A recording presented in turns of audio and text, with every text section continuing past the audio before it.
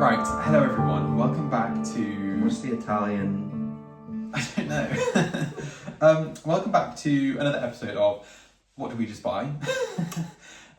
We, every Monday basically, I think, normally Monday's our day to go shopping. Really boring, but basically we go shopping every Monday for food. Chad picks the recipes and I cook. That's our new strategy going forward. So Chad has picked a few recipes this week. Whether you want to talk about them? So we have a deal in this relationship because we're both good cooks. We're actually both good cooks. I'd say you're a better cook, I'm a better baker. I like doing like small plates and lunches, and Ash likes doing slightly more like dinner type plates. And Ash, you don't like doing recipes. You don't like finding food, but you like cooking it. Yeah. So the new rule is I'll happily do sort of lunches and small plates, and you'll do dinners, and I'll find the recipes. Before we empty the shop, we should actually say what the recipes are. You wrote them on your phone, because my phone is too long. Oh yeah, so it is. So this week we have a maple chili broccoli, which is basically char-grilled broccoli with lots of seasoning, chili, maple syrup, and then we're going to put a nice T-bone steak on the top. I don't know if you can see. I'll put in pictures on the screen. Oh, that's easier.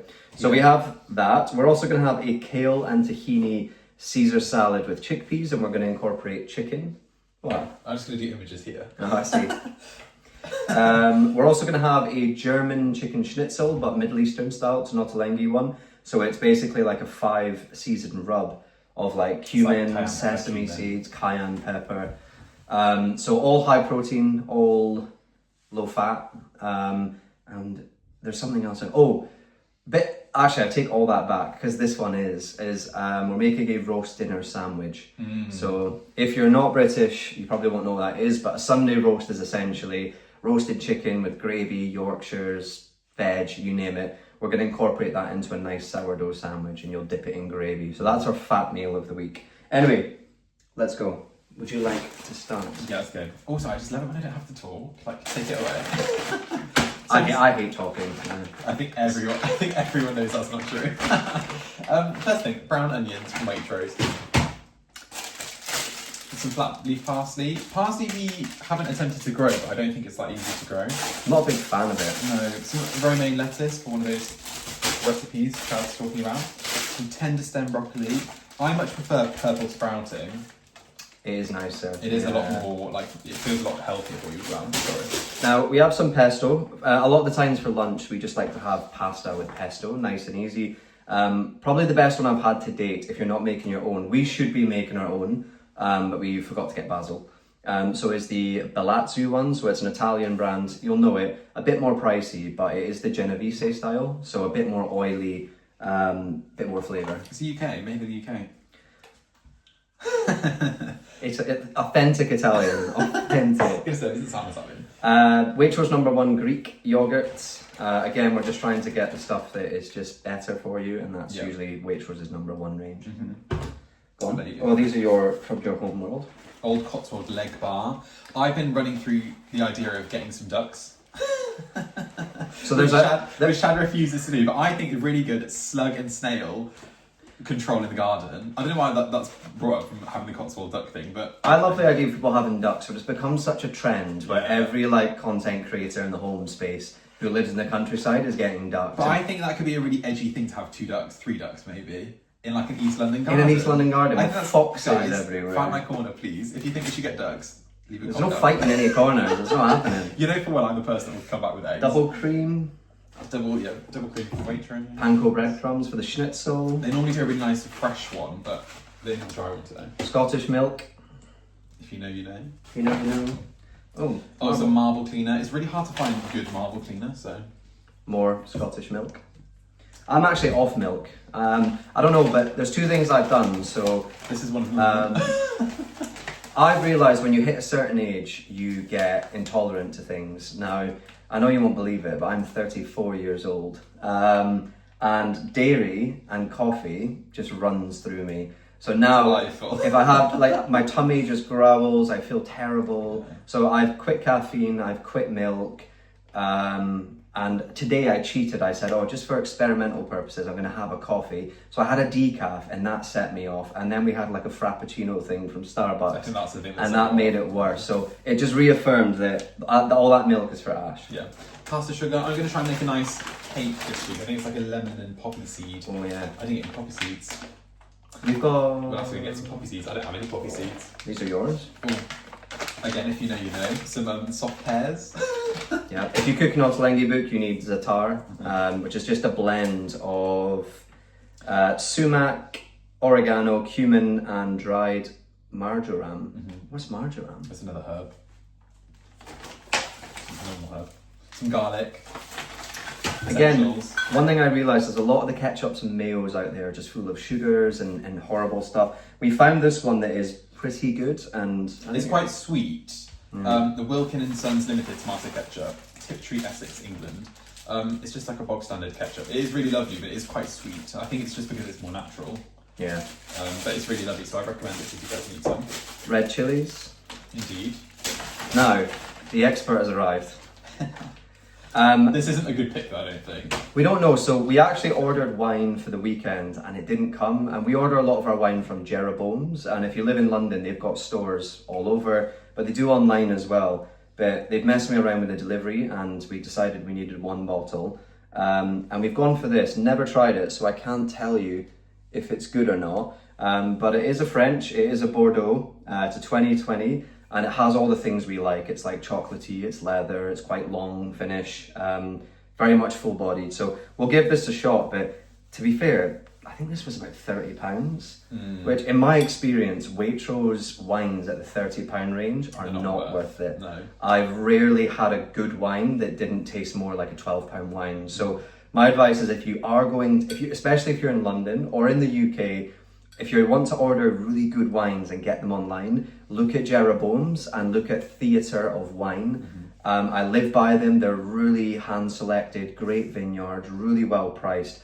So much better than the stuff you get off the shelf at Waitrose. I will mention as well, Theatre of Wine, if you can go into a Theatre of Wine, Oh yeah. they are the most incredible team.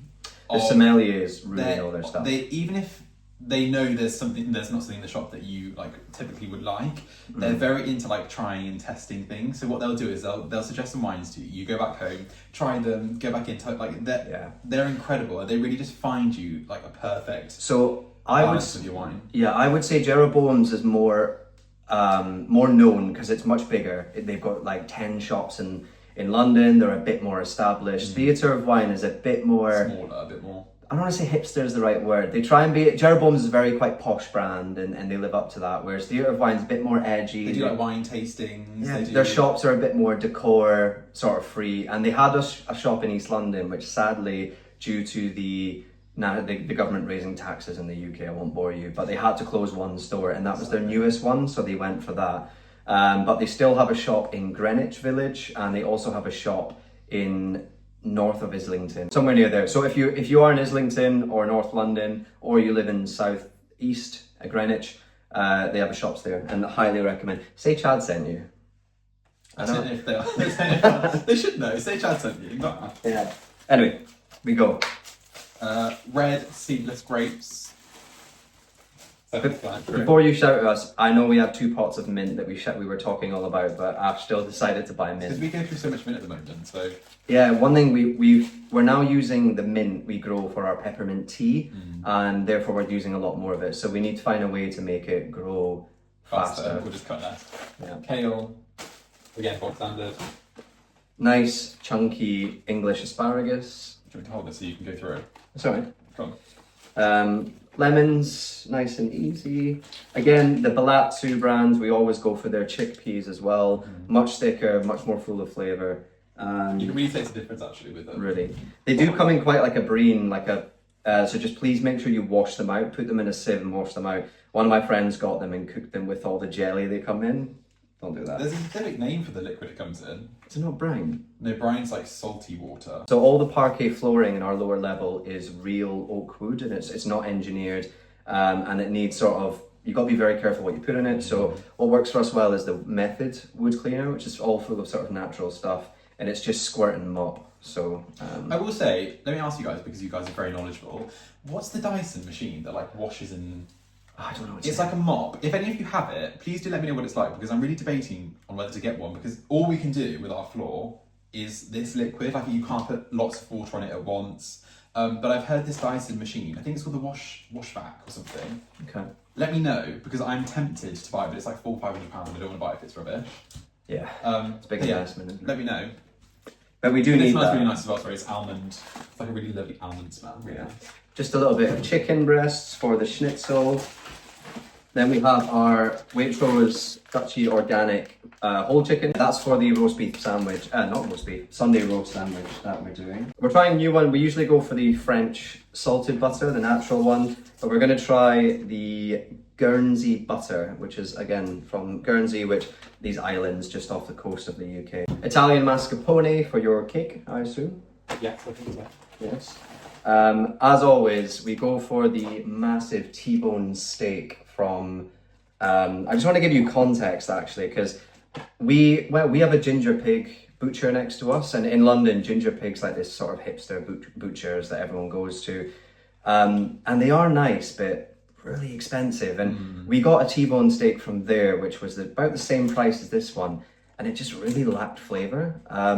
So I'm yet personally to find a butcher or another shop that does a better big T-bone steak than the flavour is Waitrose. really nice in this. Yeah, and like to give you a bit of context. You've done this before, yeah. Have I? And again, if you're vegan, please look away.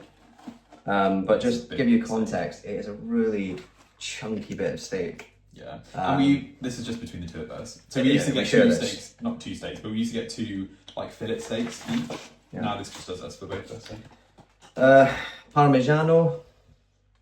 Yes. Simple enough. You probably saw Ash make the smoothie we have every morning at the beginning, which again is a mix of, avocado, kale, turmeric, ginger, cucumber, celery, apple avocado. juice.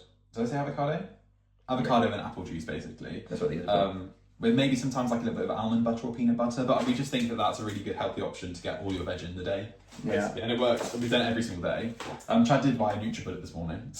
Yes, I finally... You think it's like new, and it's not. It's like 20 years old NutriBullet. Yeah, it works really well. I thought I let caught onto something really early, and it turns out it's the most common juicer. But I did get a NutriBullet for like £30 on Amazon, and incredible from the thing we were using before. So yeah, we had like an old one. Kudos to them. I think that's it for the food. That's food. The only other thing that we did, Chad's obsessed. Chad's on a hair growth journey. Yeah. So I've been sort of growing my hair out, and it's getting very, very long, and I need to get it styled now. But one of the brands I've become really big on for shampoo and conditioner, again, I want to be putting stuff in my hair that's natural, that isn't full of chemicals, that isn't making my hair fall out. And we've used, admittedly, just off the shelf sort of, nothing fancy. And now we've basically settled on a brand called Moroccan Oil, which for those of you who are big into this sort of stuff, you'll know about it. But they essentially do amazing stuff for your hair. They do wavy creams, they do shampoos, conditioners, curling creams, you name it. So we use the shampoo and conditioner religiously, and They are quite expensive, but they are worth it. They have argan oil in them, they make your hair really soft and silky, really smooth. What I would say is the shampoo and the conditioners, they are about £30 a bottle. Yeah. But believe me when I say you only need to use about pea size of it. It really does spread across the hair.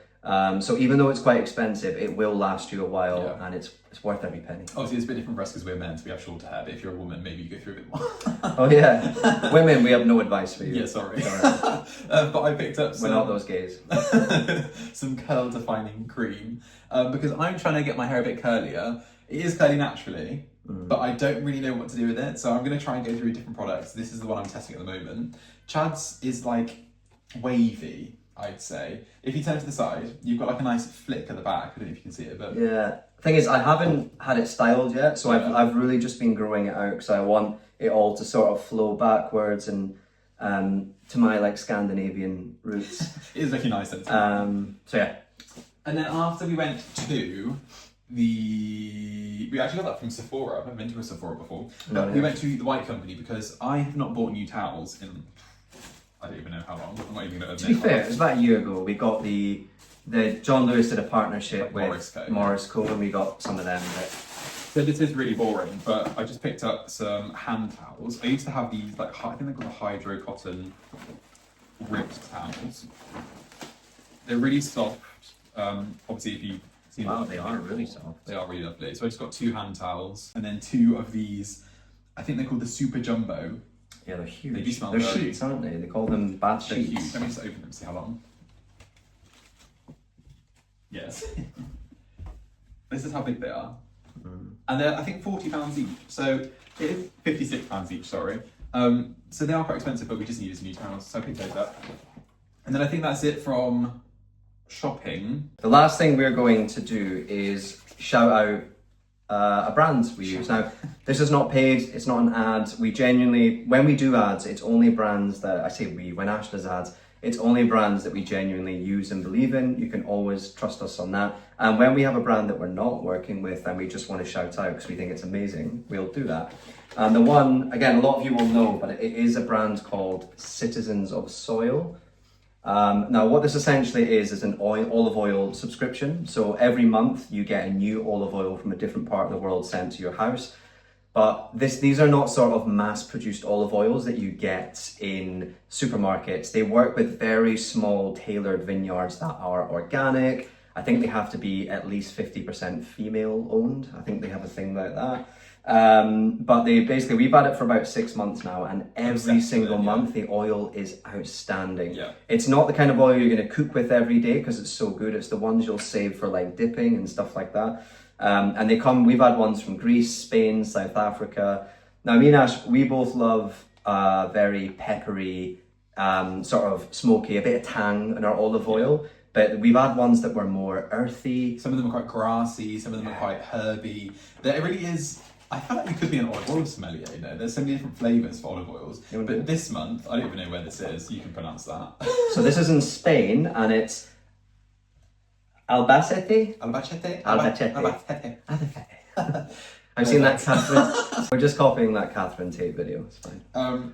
But this is from the makers. Every month you get this like description of where it's from and then who the makers are. So this month is from Carolina and Juan from Helen. Very upset because they only sent us Juan olive oil. Oh no, let's not leave that. Do I leave that in? I'll leave Yeah. But it basically says the region, the varieties, and the taste. So this is delicate and fruity, and it also gives you recipes. So you can like scan the barcodes and go on the website. And it gives you recipes to like pair with them. Yeah. But I do think olive oil itself is quite expensive. So I think £15 is great. £15 is a really good value. Like you pay, I don't know about your countries, but in the UK, you pay £15 for what I can only describe as the dirtiest olive oil you'll ever have in your life, that you choke on when you have. I cannot say. Vivid with your explanations. As you know, I'm never shy of an opinion, but this is about 50. We pay £15. It comes every month, and it fills up our new olive oil decanter. Yeah, you haven't shown this yet. I don't know. No. Oh, so. For those who Let's see what you think. So I bought this on Etsy. Now I was looking for weeks because it's just most of the ones that were on Etsy were just very plain and simple. I wanted one that was a bit more different. And this one is handmade in the Middle East by is it ceramicist? Yeah, I'd say ceramicist, but it's quite wonky. It's got like a really beautiful, I don't even know what sort of design that is, like a mosaic type of design. The Middle Eastern. But it's quite hefty weight. It's all stoneware. It's really pretty. Yeah. But it did cost £100 to buy it, and it was about an additional £20 to ship it. Which is insane. So £120, bit on the stiff end, whereas me, I made this for £15. Now, if you all sit there and say, yeah, the other one's better, then fair enough. But I don't know if you can see the close-up on this. There is quite a nice crackle glaze to this. And if you don't know where this is from, this is a bud vase from M&S that Chad was doing some shopping the other week. And he turned it into like an olive oil decanter. So £120, or it was £12.50 for two, wasn't it? For two. And that was like £2 on Amazon for the top. Yeah, like a pack of 4 or something. So there's a big difference in price. Yeah. But anyway, to wrap that up, so if you're in the UK, really recommend getting on this. I don't know if they're beyond the UK. If you're in the US, Canada, Australia, they may have it there, or you may have your own equivalent. But I don't have many subscriptions I really can say I love. No. This one, I'll never cancel. Absolutely love it. I think what I'm hoping happens as well is I've tried some of the wine subscriptions, you know, the ones where they send you different wines each month, and I've personally not enjoyed them. No. I found the wines to be not very unique and match to my taste. So I'm really hoping these wine shops I mentioned, the likes of Jeroboam's and Theatre of Wine, they think about a subscription service where they understand what your sort of palate is, and then each month they'll send you 6 new bottles. That would be my second favourite subscription, but it would be a lot more than £15. Yeah, and that is all we picked up for today. I won't see you. I'm away for... I'm away. Week. We're on Monday, darling. You're going to be in the rest of the vlog for the week. But then the following week, I'm in Portugal for a week, and Ash is in London. Yeah, I can't go with Chad on this one, I'm afraid. But serious business. Very serious business. Yeah. But yeah, well, you've got the rest of the week, so Chad might make an appearance in the rest of the vlog. I might show them a bit of Portugal when I'm out there. I'm going to Porto. You've been quite a few times to Porto. Any recommendations for Porto, by the way, especially restaurants or anything? I'm all ears. Yeah, give them the bad ones, because I'm not going. I've been once. I went about 5 years ago, but I don't remember anything. So this is a really interesting conversation. Thanks for that. But yeah, Chad's going to have fun in Portugal, and we're just going to carry on as per usual.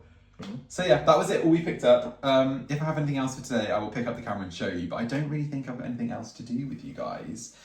We'll probably try and... You need to go into London tomorrow, so I might come with you and try and find something to do in London.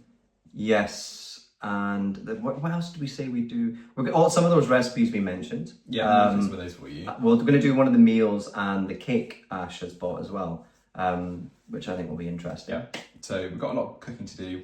No more garden this week, I don't think. No. Oh, and in a couple of weeks, we're going to take you to the Chelsea... flower show. So that'll be in a couple of vlogs, which will be quite fun, a bit more gardening content. Yeah. And then we've got Italy, so we've got a lot to look forward to. Yeah. But in terms of this week, I haven't really planned anything, so we'll see where we get to. Just as we were finishing and not going to film anymore, we got a delivery at the door, and it was our wine that didn't come and should have came. And just giving a quick shout out, we haven't done a little wine series in a while. And this one here has been our go-to. So I'd say for about 2 months now, this has been our go-to red. We still try different things, but in terms of just a affordable red that really touches the buttons for us, this is the one. So I'm just going to show you here, if you can. It is the Arial, so E-R-I-A-L, if it's not clear. This is the 2022. I also get a 2021. Both years are absolutely great. This is from Jeroboam, so you can get this in the shops in London, or you can get it online. They deliver as well. And it's a Spanish red. So yeah, what you're going to get is that spiciness. You're going to get the oak. There's a good bit of tannins in there as well. But just trust me, it is a joy to drink. All-rounder. And even though it's quite full-bodied and really packs a punch of flavour, it is quite an easy finish. Like, it doesn't feel really thick, it doesn't feel heavy, it is quite a smooth finish. So I think even for those of you who maybe don't venture into the full body range, I think you'll make an exception for this one. Mm-hmm. And again, the 2022 or the 2021 are great. And the price point, £21 a bottle. So yeah, okay, not cheap by any means, but certainly not expensive. It really sits in that middle range that you can justify for a sort of regular red. But yeah, highly recommend, easy to get. This is a go-to at the minute. There is an argument that in the summer you're meant to drink, if you're going to drink red wines, drink a lighter, but we tried Pinot Noir the other day and it's really put me off Pinot Noir. Thing is, I think that was just a bad one. I don't know, I've never tried another Pinot Noir, so I wouldn't know, but it's put me off because everyone always says it's light and... So I don't like that in a wine. I like it quite. You like it punchy, like Yeah. Even if we're having it. So I wonder if it's just I've shaped your wine taste. Definitely. I wonder if you actually would enjoy other wines. But I think my summer ritual, because we are more red than white. We started off very much white wine people, and we moved into red. And what red is great for winter, because in winter it's cold. You don't necessarily want a cold glass of wine. You want something a bit more room temperature, a bit warmer, and so reds win. And usually in the winter as well, you want the fuller bodied ones because it's cold. You really want to feel it. You want the slightly higher alcohol percentage. As it gets to summer, people tend to swing towards Pinot Noirs and things. Why? A, because they are lighter, they're much smoother, they don't pack as much of a punch, they're lower in alcohol content. But also Pinot Noirs you can stick in the fridge for 5-10 minutes, chill them, and then have them. So it's one of those red wines that you don't want it freezing cold, but you can give Slightly colder, yeah, you can give it a little bit of coldness in the summer. Yeah. But for me, my summer way is white during the day in summer. So again, those OK Chardonnays, nice ice cold, and then in the evening when the sun goes down, that's when the red pops open. Yeah. Please do try this, and I'd love to know people's feedback. And if you want wine there are a few of you that want wine recommendations. I think it's fine if it's not the whole video. And I think some people, true, and I think some people have also pointed out that they love the wine recommendations, but some of them are a bit pricey and maybe not realistic, because we have, in fairness, shouted out a few wines. This is very much a go-to. And I mentioned before, if you are a white person and you want a really amazing oaky white wine, another one from Spain, Spain's killing it with wine, I mean, always has, but is the Chobeo. That's Chobeo, and it is from the Rioja region. And it is, again, just really old school oak, right? It's not used with sort of wood chips and others like others do in the US. It is the old school barrels, and it's £17 a bottle at Theatre of Wine. So that other wine shop in London that you can visit, or they also do online orders as well. So the Chobeo, £18, really okay, delicious white. Try that too. And if you like it, they also have a reserve, which is like £43, and that is times 10 on the oak. The strength of what the £17 one is. So if you like it, then maybe treat yourself like a special occasion. But it is one of those things. Do you really want that much of like a hit of? I think you do, because when I meet a lot of people who really do like oaky sort of whites, they're drinking what I can describe as the worst oaky whites. Things like Dark Horse and bread and butter. Bread and butter. Like, butter is not oak. Or a lot of people say, oh, I love an oaky wine, and they go for a buttery one, and it's not nice buttery ones. Like, it's not, some of the creamy buttery Chablis are amazing, but the ones you get for like £8 to £10, and they're California based, and they're not good stuff. So I would say, if you do think you like the butter and the oak, try the Chobeo, which is real old school oaky wine. Just to touch on wine, sorry, I know we're probably boring you guys, but there is a misconception that you have to pay a lot of money for good wines. I don't think I've ever had a good, well, when I say good, I don't think I've had like I'd want to pay that much for that wine when it's been that expensive. Whereas if you spend around like the 15 to 25 £5 mark, I'd say, there are some really good wines at the lower end of that. Yeah. But there's this misconception that you need to spend like £165 on a bottle of wine. No, I think you're right. I think that's a really luxurious wine. You don't. Yeah. There's some amazing wines between the £15 to £30 region, right? That's what you would call the more cheaper area. Now, I know a lot of people will laugh because you get wines for £6 and £8, but they're typically not good, so people don't even count them.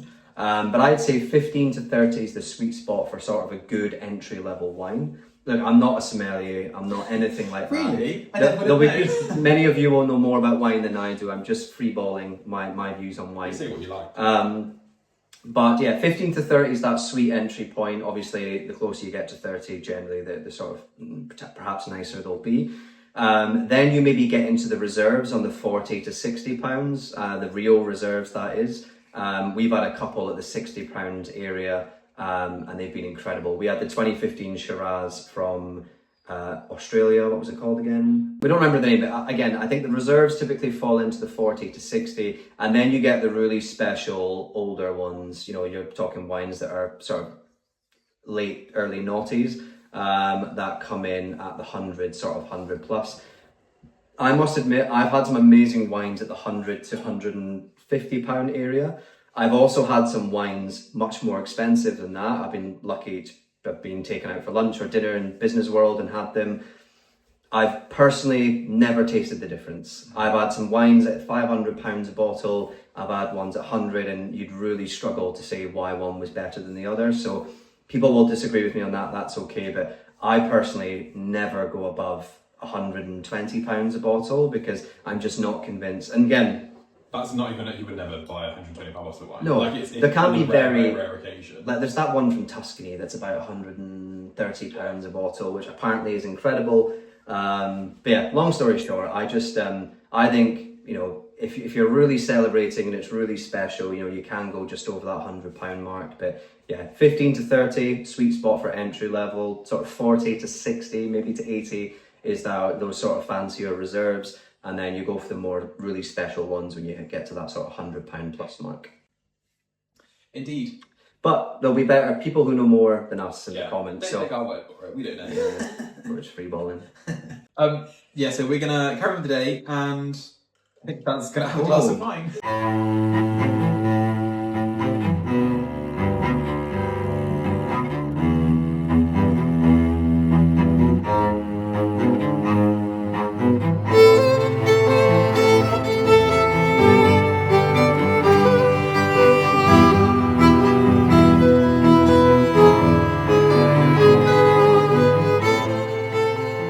Right, hello everyone, welcome back to another day. This is going to be a very abrupt start to this part of the video. But Chad is at talk today, so I thought I'd pop into London with him. I picked up some trousers that have been altered, and I'm just going to head through. I think I'm going to head on down the Mall because it was VE Day on Sunday. So I'm going to head on down here, show you guys the views, because all the Union Jacks are out and it looks really lovely. It's really windy and my hair has been blown around, so that's why I look like this. But I thought I'd walk through down the Mall, show you Buckingham Palace, maybe go into St James's Park, and then head on over to Chelsea, because I'm hoping that the floral arrangements for Chelsea Flower Show have already been put out, but I don't know. I think this time last year they were already put out, so I'm going to head on over there and then have a look. I think we're currently on like 2 o'clock, so I've got a bit of time before it gets dark. So I'm just going to wander around and see what we can find. So as I'm sure you've all seen, this is what the Mall looks like. And obviously straight down this road at the end is where Buckingham Palace is. So I'm going to walk down, I think maybe through St James's Park, but there's lots of barriers through, so I'm not sure if we're going to get a nice view. But St James's Park is a really beautiful little park that I'll show you in a sec. But yeah, I'm going to head on down to Buckingham Palace and then head on over to Victoria and then to Chelsea, I think.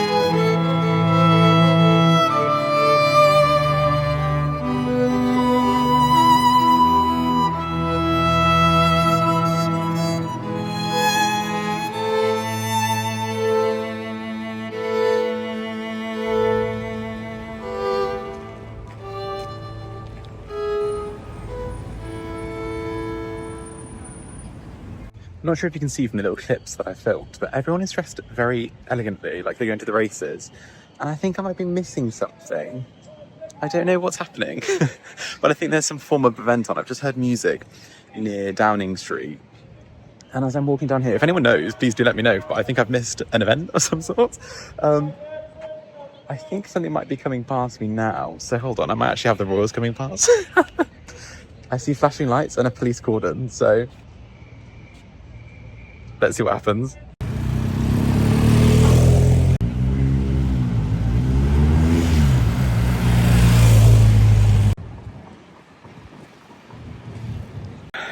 was wrong. It was just the one car, sorry. I don't think it was anyone important.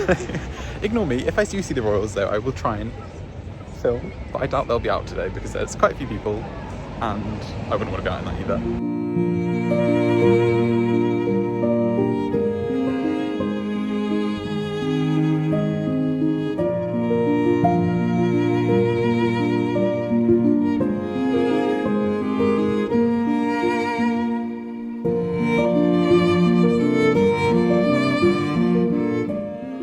Right, so I've currently just stopped outside Chelsea. I've just been into Zara Home, picked up a few bits, and I've got 2 hours to kill before I meet Chad for dinner. So I'm going to walk around, I think down King's Road. I might pop into Little Green, and I've been eyeing up some colours from Little Green for, yeah, the kitchen and the lounge.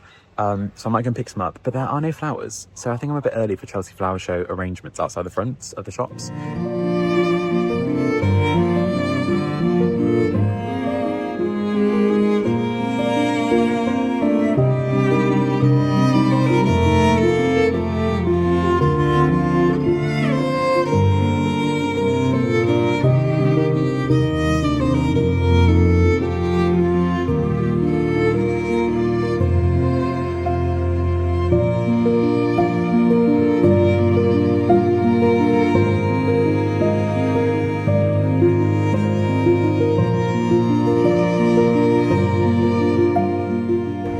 So Ash is about to try what I consider the best fried chicken in London. Apparently so. I think it's from Taiwanese fried chicken. Good friend. It's very flattering footage of you. Very good. If you're in London and you want the best Taiwanese fried chicken, there you go.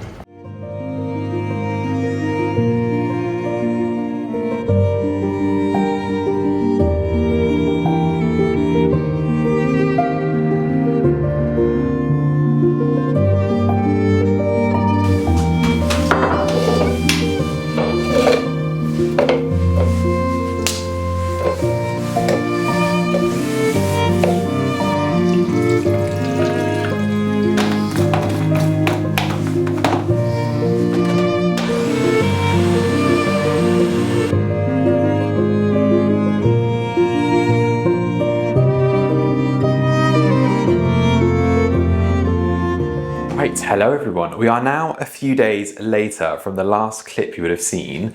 I think the last thing you would have seen is when we were at the Book of Mormon in the West End, and really funny story. So basically that day I went into London with Chad.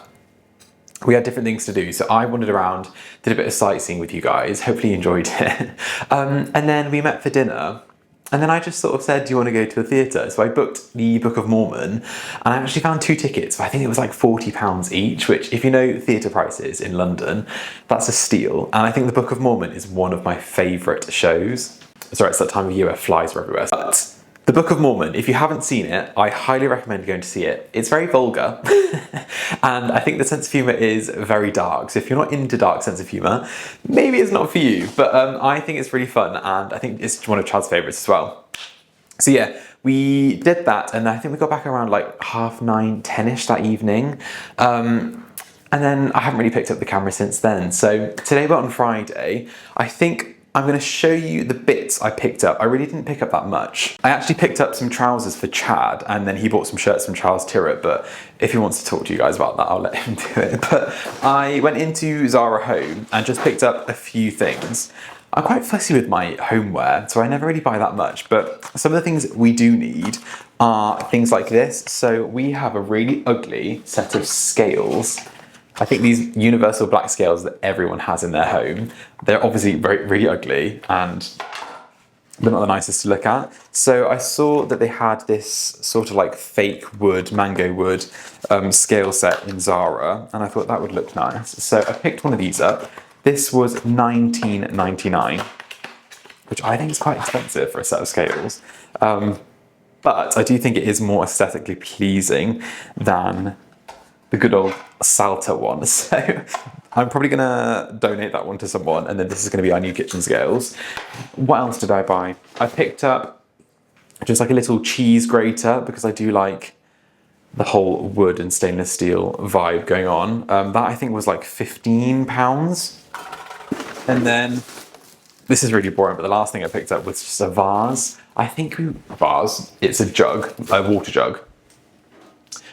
You would have seen these glasses before, I've shown them quite a few times, but they're like a hammered glass effect. We really like these. We have the taller tumblers and the shorter tumblers for our water glasses. But then the other day I was outside with my sister and Chad and we were just having food and I realised I didn't have a picture. So I picked up the same style, so it's another hammered glass effect jug. This was £23.99. I picked one of those up. That's what I got from Zara Home. And then one last thing to say, I noticed going back through my footage that when I was walking down King's Road, there was like a back street that I took and I filmed a really beautiful house with lots of wisteria. And I saw someone else post the exact same house on my Instagram yesterday, and I must have completely missed this when I was walking down the street, but there's a blue plaque on the building. And it said that the author of Dracula lived there. So I completely missed that when I was there, but I thought that would be quite a fun fact to tell you guys. I'll pop it on the screen now so you can see it, but I just thought it was really funny, I didn't even notice it. Before I sign off this video, I'm in the mood to cook a cake, so I thought I'd bake a cake with you. I don't know if I showed it the other day, but I picked an ottolenghi lemon drizzle and poppy seed brittle cake. It looks like this. I'm actually concerned that I won't be able to make this brittle, but I'm going to give this a try now with you guys. I'm going to use my new set of scales, so hopefully they work. They might need a set of batteries in them. I've never made this before, so we're going to give it a try. I've preheated my oven, so let's get baking. Right, so I also picked this up from Zara a while ago. Obviously, I popped it in the dishwasher, not knowing it's not meant for the dishwasher, and all of the paint has started to crack away from it. The inside's fine, so we're going to use this, but we're going to start by making the cake batter. I probably should scrape it all off, to be honest, but we need 200 grams of caster sugar.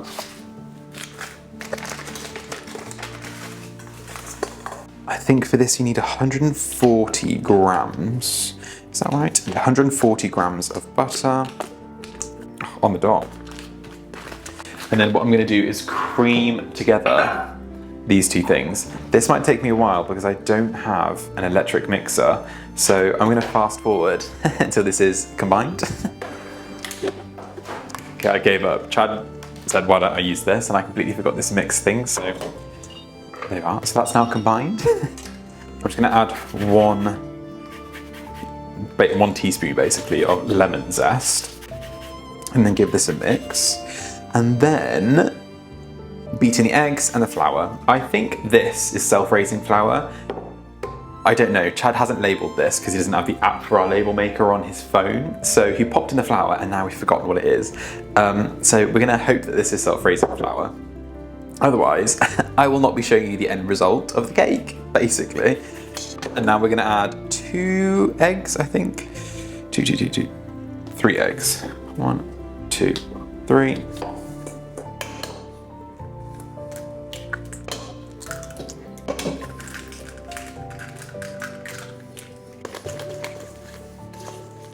And then we're going to pop in 200 grams of self-raising flour. And then lastly, we're just going to pop in the juice of this lemon because this mixture is quite thick. Another stir. All we need to do now is pop this batter into a grease-proof papered cake tin.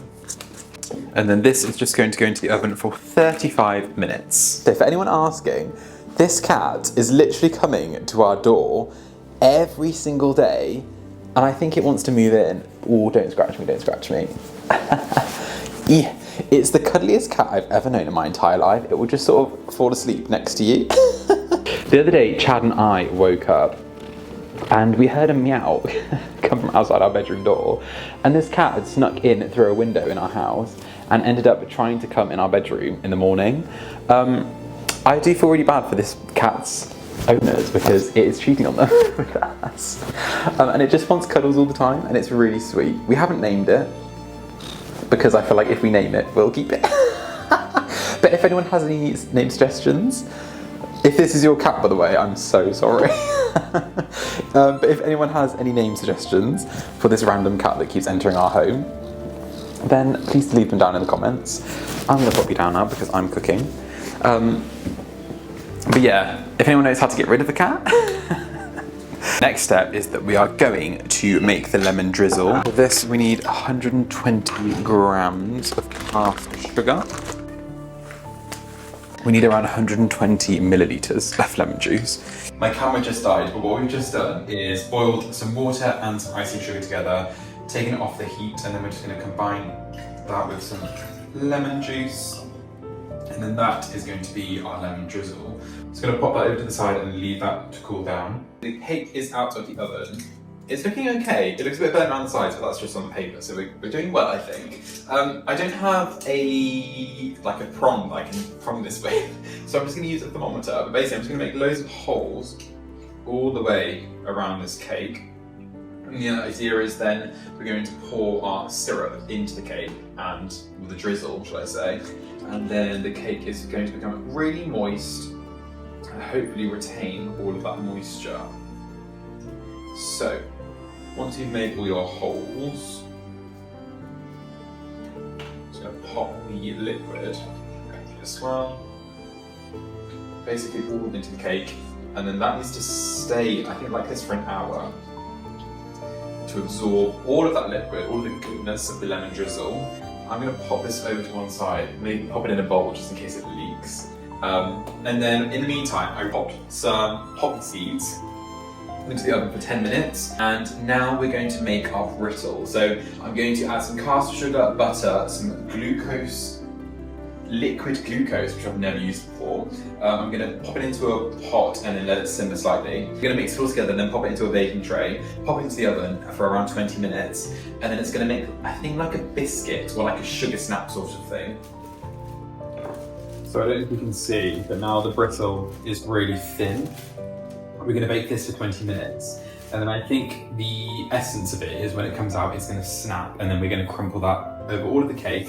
Okay, it's a little bit later, and now it's time to make the icing. So we're just going to do 30 grams of icing sugar with 100 millilitres of cream and 200 grams of mascarpone.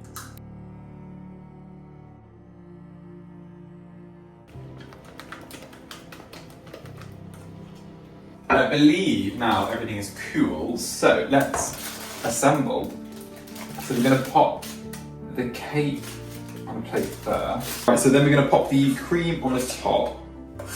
On the recipe it just says sort of level it out on the top, and then just add the brittle. I think that's what it's called, yeah, brittle. On top of it with the lemon zest pieces. Once that's done, we're then going to take this brittle, which is now fully hardened, and we're just going to sort of crack it over the top. I want some pieces a bit more fine and some pieces bigger. But apparently you can actually keep this brittle for, yeah, it looks a bit bad, but it's quite big, isn't it? You can keep this brittle for, I think it's 2 weeks, it says, so once it's cool, just put it in the fridge and maybe a Tupperware box. I don't really know what else. Would you use it? I was going to say, I don't really know what else you'd use this for. There we have our cake. I'm going to get Chad to try this now because we always forget to try cakes when I cook them, when I bake them, sorry. So I'm going to give a slice to myself and a slice to Chad, and we can give you a final verdict on how the cake tastes. See, the cake is nice, but I didn't think I'd like the brittle, and I don't like the brittle. I don't think I'm the biggest fan of poppy seeds. The cake is lovely though, and the icing is really light. Well, you like it? That's very nice. Have you tried the brittle? Mm-hmm. Oh, I don't know if I like that. It tastes a bit burnt. It's not though. No, it's lovely. It's really well cooked. Like the sponge is so moist and soft. I'll leave the recipe linked down below. It's quite an easy recipe to do actually. It took me like an hour and 20. But yeah, really good, can't complain. I will leave that recipe for the lemon drizzle and poppy seed brittle from ASHLEIGH linked down below in case you wanted to recreate it yourselves. But I think now I'm going to tidy up this kitchen because it's an absolute mess. It always is when I bake or cook. And then I think I'm going to sign this video off here now. I don't know how long this video's been, but I hope that it's a bit shorter than last week's, because I know quite a few of you complained it was a bit too long. So hopefully this one's a bit shorter for you to catch up on. Hopefully you guys enjoyed this video. As always, please do let me know down below. I hope you all have a lovely weekend, and I shall see you next Sunday for another video.